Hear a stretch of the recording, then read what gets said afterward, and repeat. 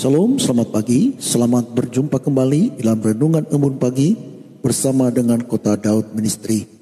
Saudaraku kekasih di dalam Tuhan, untuk menjadi orang Kristen itu tidak mudah. Ada banyak tantangan yang kita hadapi.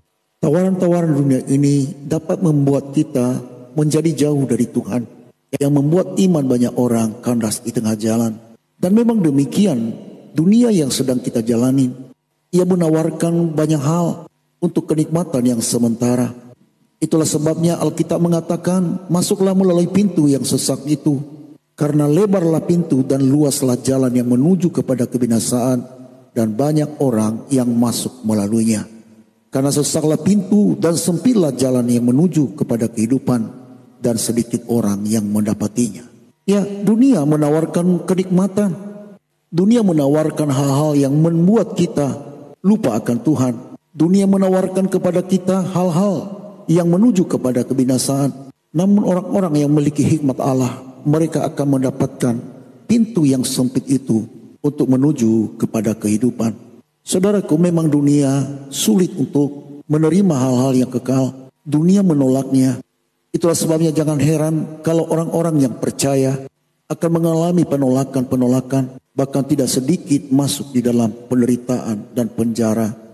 Kata Yesus di dalam Matius pasal 10 ayat 22, ia berkata, dan kamu akan dibenci semua orang oleh karena namaku, tetapi orang yang bertahan sampai pada kesudahannya akan selamat.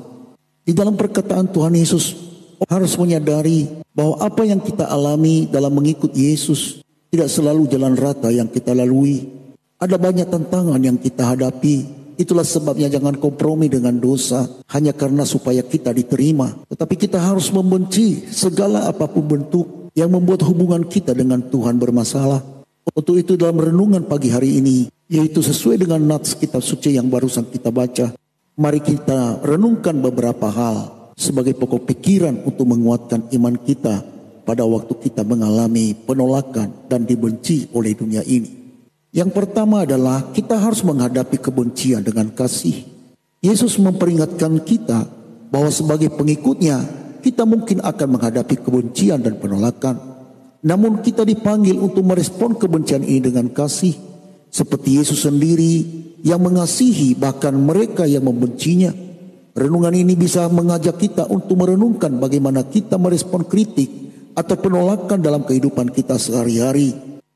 Ingatlah bahwa Tuhan Yesus berpesan, barang siapa yang mengikut aku, ia harus menyangkal dirinya dan memikul salibnya.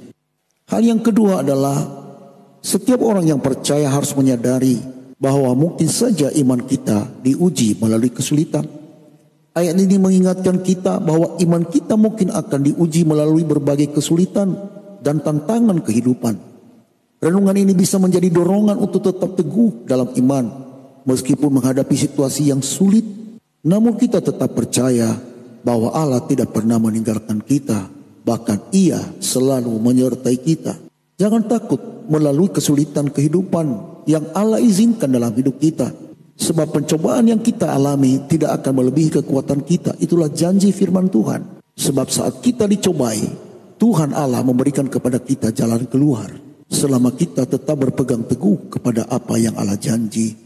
Kalau Allah menyertai kita, adalah cukup bagi kita untuk menjalani hari-hari yang akan kita lalui dengan sukacita. Walaupun mungkin tantangan hidup silih berganti, tetapi percayalah tidak ada kesulitan hidup tanpa ada solusi yang Allah tunjukkan kepada kita. Yesus memberikan kepada kita penghiburan dalam janji keselamatan. Ya, Yesus memberi penghiburan dengan janji bahwa mereka yang bertahan sampai akhir akan diselamatkan. Ini bisa menjadi pengingat pagi untuk terus berpegang pada janji Allah dan tidak boleh menyerah apapun yang terjadi di sekitar kita. Sebab kita tahu bahwa Allah tidak bergantung kepada situasi dan keadaan. Ia bertindak sesuai dengan kehendaknya. Ia sanggup membela orang-orang yang meletakkan harap dan percaya kepadanya, sekalipun seolah-olah tidak ada jalan keluar. Namun kalau kita percaya kepada Tuhan Allah kita, Ia adalah sumber kekuatan dan sumber mujizat. Ingatlah seorang tokoh Alkitab bernama Daniel. Ia dilepaskan dari mulut singa. Ingatlah juga tokoh Alkitab yang lain, yaitu Sadrak Mesad Abednego. mereka dilepaskan dari perapian yang menyala-nyala. Kenapa? Karena Tuhan Allah kita adalah Allah yang penuh dengan kuasa. Dan saya percaya bahwa hal yang sama itu bisa terjadi kepada siapapun yang berharap kepadanya. Karena janji firman Tuhan, ia tidak pernah berubah. Kemarin, hari ini, dan sampai selama-lamanya. Untuk itu kita dipanggil untuk bertekun.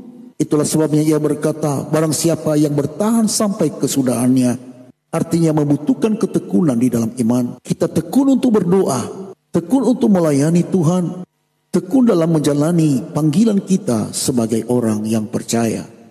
Yesus sendiri adalah teladan keberanian dan ketekunan. Mari kita pencontoh ketekunan dan keberanian Yesus yang tetap teguh meskipun menghadapi penderitaan dan penolakan, untuk tetap setia pada panggilan kita sebagai murid.